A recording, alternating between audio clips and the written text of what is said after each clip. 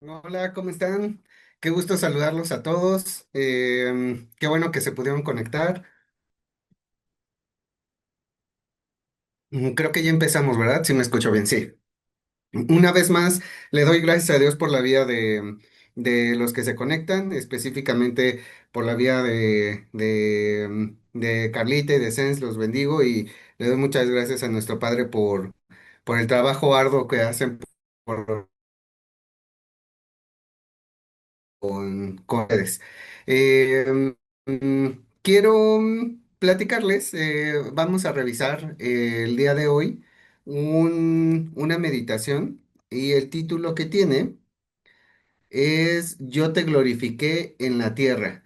Entonces vamos a leer primero Marcos 2 del versículo 1 al 12. Casualmente hemos estado viendo también estas historias ahora que nos están compartiendo discípulos o seguidores. A lo mejor es el mismo material de estudio, pero está bueno porque nos podemos acordar de lo que platicamos los fines de semana. Entonces, bueno, te voy a empezar a leer y te voy a leer una vez más en la versión Palabra de Dios para Todos, ¿ok? El título que tiene este párrafo en mi Biblia es Jesús sana a un paralítico. Y esto tiene versiones paralelas en Mateo 9:1-8 y en Lucas 5:17-26, por si lo quieres leer. Es como la vez pasada que me tocó compartir contigo, que te platicaba que los diferentes escribas de la Biblia tomaron diferentes aspectos de la misma historia.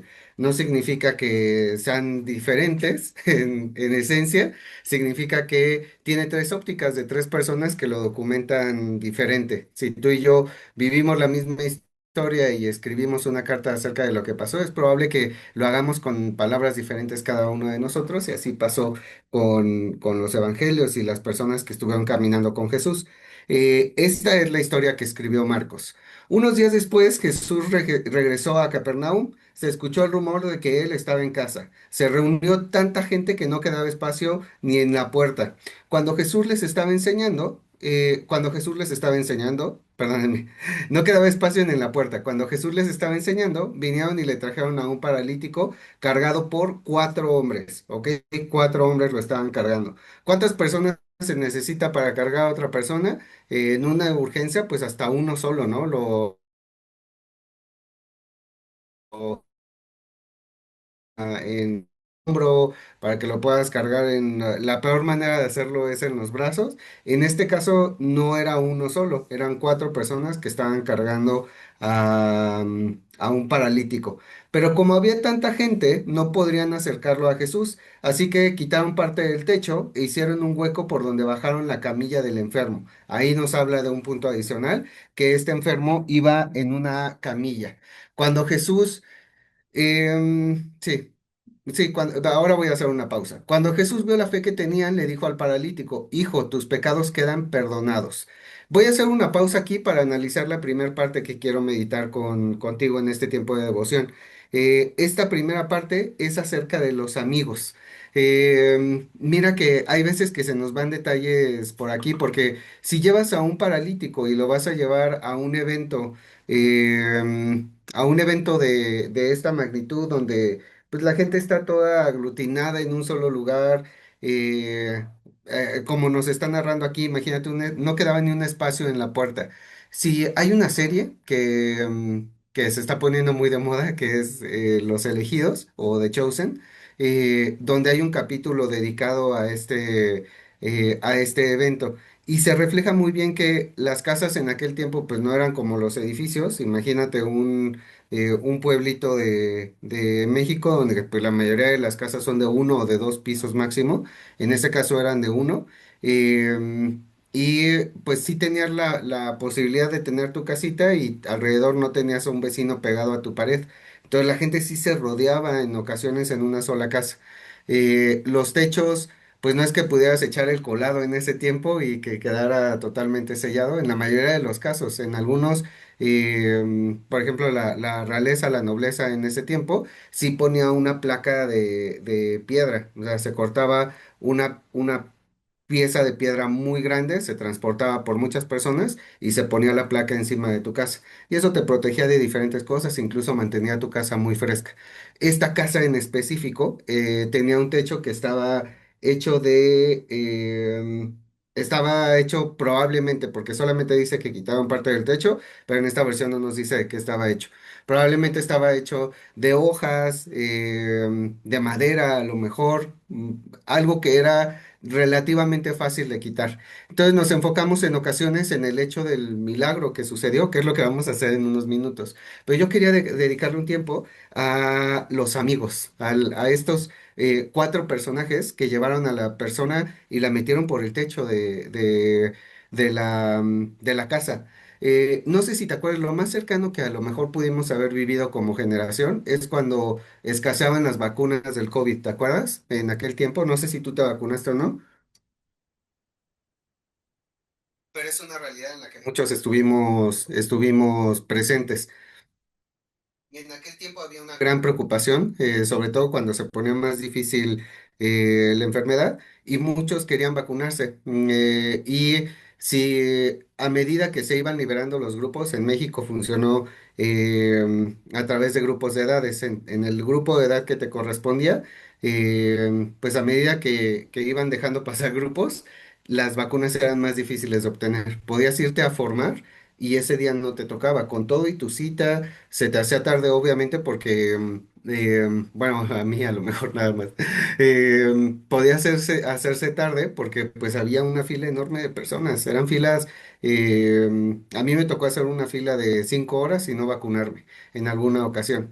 Entonces, cuando estaba esta situación, yo le hablaba a mi familia, a mi cuñado, a mi mamá y le decía, oye, vente para acá porque aquí hay vacunas. Pero era común también llegar al final de la fila y decir, pues no nos tocó, no nos toca hoy, ni modo. Eh, Ese no es el objetivo de esta plática. Imagínate, a estos cuatro amigos tenían toda la posibilidad de decirle al paralítico, oye, venimos donde Jesús, nosotros te ayudamos, pero pues no se pudo. Ve cómo hay un montón de gente, no podemos pasarles por arriba. Hubiera sido entendible, hubiera sido totalmente entendible. No nos dice si estos cuatro hombres eran sus familiares, eran amigos cercanos de la infancia, solamente nos dice que lo llevaban cuatro personas. Pero hay detalles finos, ve uno más.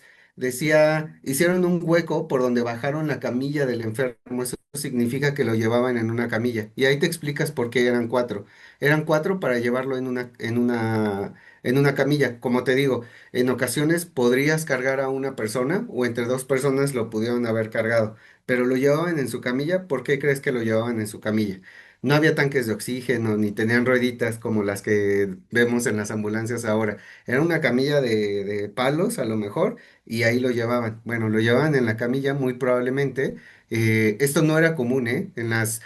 Todavía como el servicio de ambulancias en ese tiempo todavía no existía.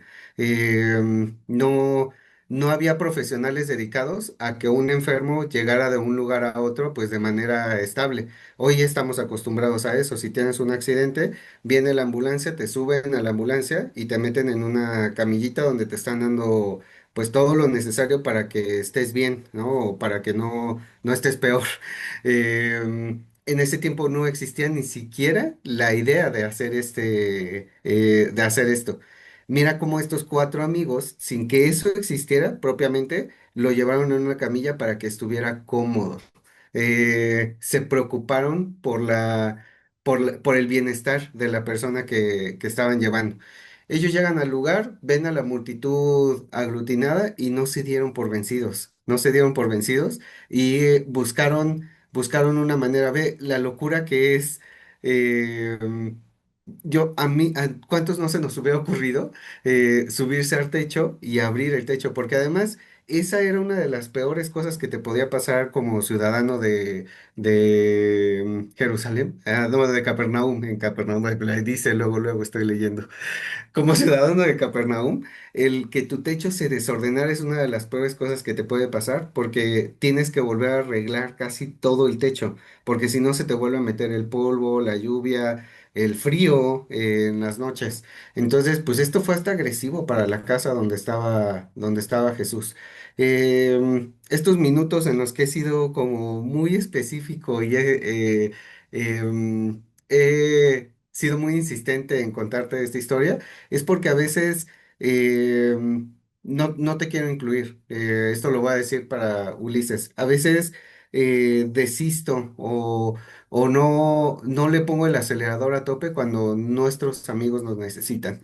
Eh, y mira que el milagro sucede. Ve esto, en el versículo 5 dice, cuando Jesús vio la fe, no dice la fe que tenía el paralítico, no dice cuando Jesús vio la enfermedad que tenía el paralítico, dice cuando Jesús vio la fe que tenían, le dijo al paralítico, hijos, tus pecados quedan perdonados. Mira que nuestra fuerza de amigo, el corazón que podemos tener de amistad y la fe que tenemos para ayudar a otros, puede abrir las ventanas de los cielos, puede mover el corazón de Jesús. Y entonces empieza a hacer sentido que hay una persona que no quiere venir a la iglesia, que le está pasando realmente mal, y simplemente con mi esfuerzo, con abrir el techo, llevarlo, hacerlo sentir cómodo, como hicieron estos cuatro, yo puedo mover el corazón de Jesús. Esa es la primera parte de esta meditación. Te voy a leer la segunda parte. En el versículo 6 dice, siguiendo esta historia, le dice, hijo, tus pecados son perdonados. Entre la multitud estaban sentados unos maestros de la ley que pensaban, ¿por qué se atreve este hombre a hablar así? Es una ofensa a Dios. El único que puede perdonar los pecados es Dios. Jesús supo inmediatamente lo que estaban pensando y les dijo, ¿por qué están pensando así? Tal vez piensan que es más fácil que yo le diga a este paralítico, tus pecados quedan perdonados, pero no se puede comprobar. Pero si le digo, levántate y recoge tu camilla y anda, y así sucede, entonces quedará comprobado que el Hijo del Hombre tiene en la tierra el poder de perdonar sus pecados. Así que Jesús le dijo al paralítico, voy a hacer una pausa. Después de esta historia, entre la multitud, los que no dejaban pasar al paralítico, había fariseos, eh, mm, había gente que estaba pensando mal acerca de Jesús. Eh, y cuando Jesús ve lo que estas personas están pensando, los cuestiona de esta manera y les dice, ¿qué es más fácil de hacer? Deje de ser paralítico sus pecados, porque el perdón de los pecados era un procedimiento en ese momento religioso, que después lo vemos en Pascua, que es cuando Jesús se enoja. Imagínate la hipocresía, ¿no? Esta gente sabía que en el templo, para el perdón de los pecados, pues te venían tus corderitos, ya no lo tenías que crecer y esa era una trampa soberana. Ellos sabían que eso estaba pasando, pero a Jesús que dijo, tus pecados te son perdonados, se escandalizaron enorme. Y entonces Jesús, a lo mejor hasta en un tono sarcástico, dice, ¿qué es más fácil? ¿Que yo le perdone los pecados a esta persona o que deje de ser paralítico? Y te voy a seguir leyendo. A ti te digo, levántate. Entonces el hombre se levantó, recogió su camilla y salió caminando frente a todos. Todos estaban asombrados y alababan a Dios diciendo, nunca hemos visto algo así. ¿Ok? Em, Mira esto, te voy a leer otro versículo que está en Juan 3:30. Y este versículo dice, te voy a leer otras versiones. Eh, Te voy a leer la que estoy leyendo ahora, la palabra de Dios para todos. Ahora ahora a él se le debe poner más atención y menos a mí. Estas son palabras de Juan Bautista, si no me equivoco. Voy a leer todo el versículo. No me quiero equivocar aquí y se me fue. Ah, exacto. Es 30. Sí, exacto. Un segundo. Sí, correcto. De Juan el Bautista. Y él dice, es necesario que yo mengüe en la Reina Valera 60, que él crezca, pero que yo mengüe, que yo vaya disminuyendo. Y muchas veces nos gusta brillar más que las cosas que puede hacer Jesús. Esa es la segunda parte de esta devoción. em, hay algo que va desfigurando nuestra fe, nuestra capacidad de traer sanidad. Y en ocasiones perdemos de óptica las cosas como pasó con estos fariseos. El hecho de que le haya perdonado sus pecados Jesús a este paralítico es uno de los milagros más hermosos hasta ese momento, porque Jesús permitió que el paralítico pues ya no tuviera más pecado, le perdonó los pecados que él había cometido aquí en la tierra, y eso tenía efecto en el cielo. Pero a causa de la confusión, de la contaminación que había en las personas que estaban ahí, habían perdido del mapa la autoridad que tenía Jesús para hacerlo. Y entonces Jesús decide hacer otra cosa que es sumamente evidente, eh, que, eh, que deja muy claro que Jesús tiene esa facultad. Yo pienso en otro ejemplo que quiero compartir contigo, y este ejemplo está en Samuel, primera de Samuel, capítulo 15 versículo 12. Y de nuevo te voy a leer la versión, palabra de Dios para todos. A la mañana siguiente, temprano, Samuel fue a ver a Saúl, pero se encontró con que Saúl había salido a Carmel para hacerse un monumento a sí mismo. Va a ir a varios lugares y al final a Gilgal, le dijo al pueblo. Así que Samuel fue a donde estaba Saúl, pero le encontró ofreciendo de lo que había tomado de los amalecitas un sacrificio que debe quemarse completamente al Señor. Entonces mira eh, lo que había hecho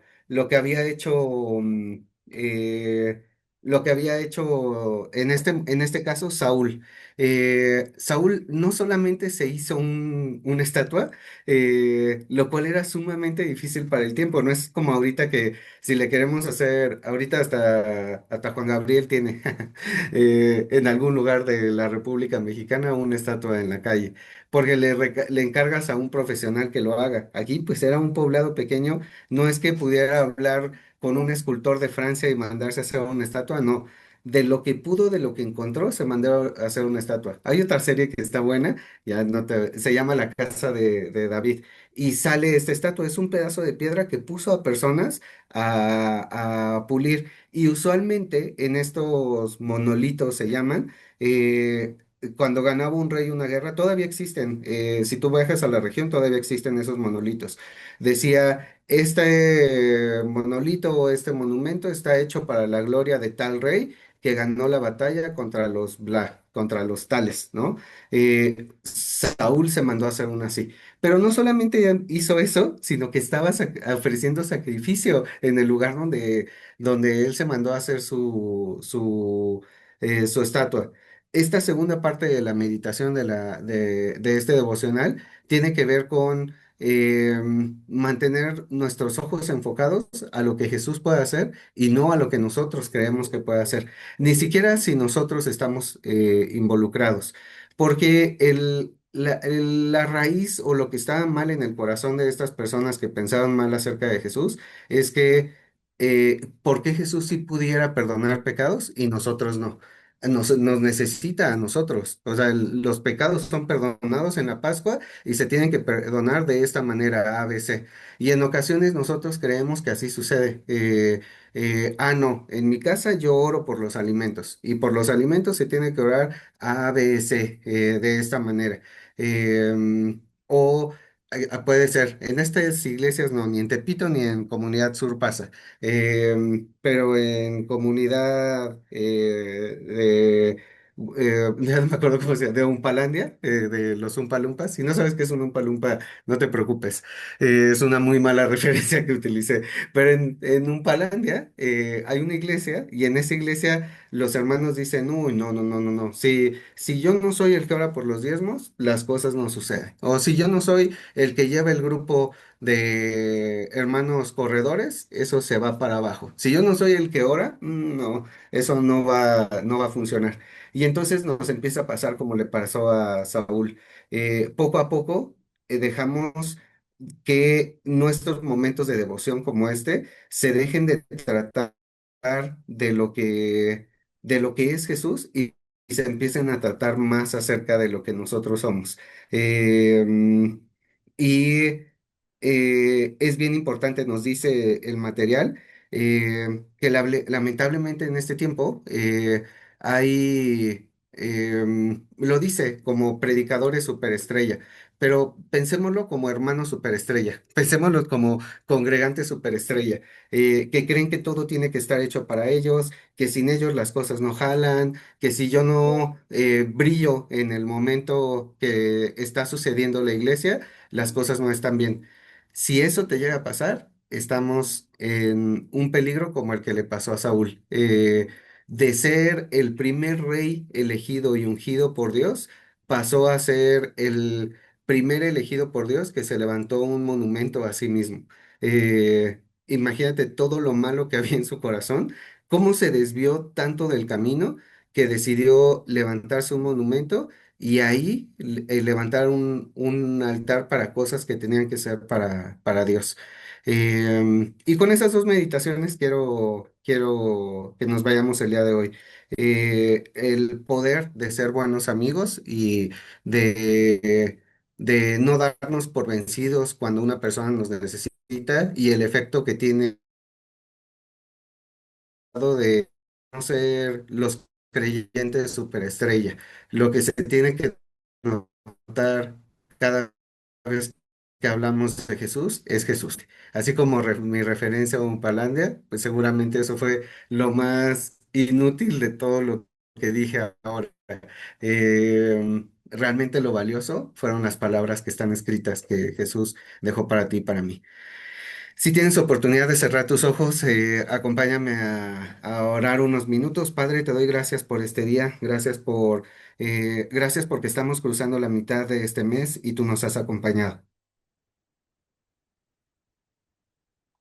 Gracias, Padre, porque en cada momento de este mes de mayo tú has estado con nosotros, tú nos has llenado de bendición. em, Y has dado tantas oportunidades de poner manos a la obra de lo que estamos aprendiendo en esto. Bendigo, Señor, a cada uno de mis hermanos. Bendigo este tiempo de conocimiento que primeramente me ayude a expander mi fe. Hoy te pido, Señor, que me hagas de ese tipo de amigos que no sea por vencido, que puede levantar la vida de otros y sin desistir, sin echarse para atrás, puede provocar cambios en su vida. Hoy yo oro por cada uno de mis amigos que te necesita, Señor. Oro por Merán, oro por Samuel que está enfermo en el hospital. Oro por, tú conoces a cada uno de mis amigos, Padre, y así de tu lado, si quieres orar por tus amigos y decir sus nombres, es una buena oportunidad. Amén, Señor, yo bendigo a Fernando, papá, te doy gracias por cada uno de ellos, Señor. Bendícelos, tú conoces sus necesidades, tú sabes lo que está pasando con ellos, pero más allá de lo que necesiten físicamente, Señor, de lo que necesiten materialmente, sé que te necesitan a ti, Señor. Manifiéstate, manifiesta tu amor, abraza sus corazones, Señor. Lleva tu luz ahí donde ellos están y abre un espacio en sus corazones. Crea la necesidad de buscarte, crea la necesidad de conocerte, Señor.